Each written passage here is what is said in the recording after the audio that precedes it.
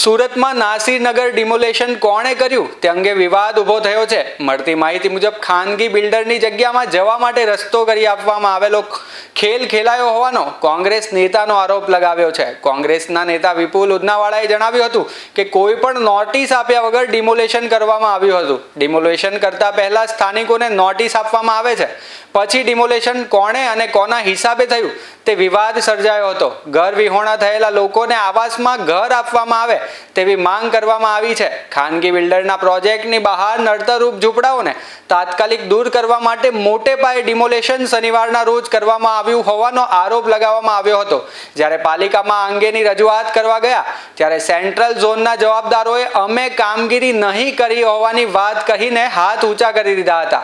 તેના કારણે સ્થાનિકોની સાથે સાથે રજૂઆતમાં જોડાયેલા કોંગ્રેસના આગેવાનો પણ ચોંકી ઉઠ્યા હતા। આ કારણોસર સ્થાનિકો ડિમોલેશન કરનારાઓ સામે પોલીસ ફરિયાદ કરવાનો નિર્ણય લઈ રહ્યા છે। સેન્ટ્રલ ઝોનના નાસીરનગર વિસ્તારમાં શનિવારે થયેલા મોટા પાયાના ડિમોલેશન બાદ નવો વિવાદ ઊભો થયો છે। આશરે 100 થી વધુ મકાનો તોડી પાડવામાં આવ્યા હતા। નાસીરનગર બોગસ ડિમોલેશનમાં જે રીતનું સરકારી તંત્ર, મહાનગરપાલિકાનું તંત્ર અને પોલીસ વિભાગે કોઈપણ નિયમ અને કાયદાનું પાલન નહીં કરી માનવતાને સરેઆમ શરમ કરી શરમજનક સ્થિતિમાં લાવી અને 100 જેટલા ઘરોને તોડી નાખવામાં આવ્યા છે। ત્યાં ગરીબ અને કામદાર મજૂર નાના લોકો રહેતા હતા અને તેઓને ખબર પણ નહીં હતી કે મારું ઘર તૂટવાનું છે।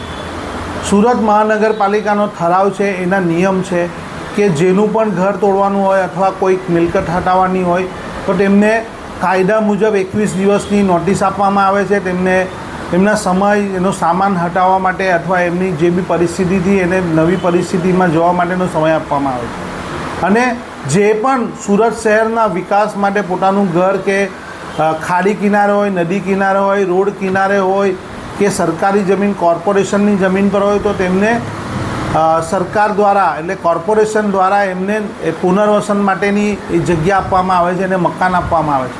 પણ આ બધા નિયમો બિલ્ડરોને સાથે મળી આ વ્યવસ્થાની અંદર બિલ્ડરો હતા, બિલ્ડરોના અસામાજિક તત્વો હતા, સાદા ડ્રેસમાં પોલીસો હતા અને કોર્પોરેશનના અધિકારીઓ હતા। આ બાબતસર અમે જાણકારી કરતા જ્યારે અમને ખબર પડી કે અમે કોર્પોરેશનના અધિકારી પાસે ગયા તો કોર્પોરેશનના અધિકારી કહે છે કે આ અમારી એક્ટિવિટી ન હતી, અમારી આ પ્રવૃત્તિ નહીં હતી, અમારો આ ધંધો જ નહીં હતો તોડવાનો, અમે નોટિસ પણ નહીં આપીને અમારું કામ જ નથી।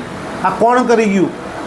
મશીનરી કોર્પોરેશનની, અધિકારીઓ કોર્પોરેશનના, કામ કરનારો કોર્પોરેશનના, પોલીસ, બધું જ સરકારનું, પણ તે એવું કહે છે અમે લોકોએ નથી તોડ્યું।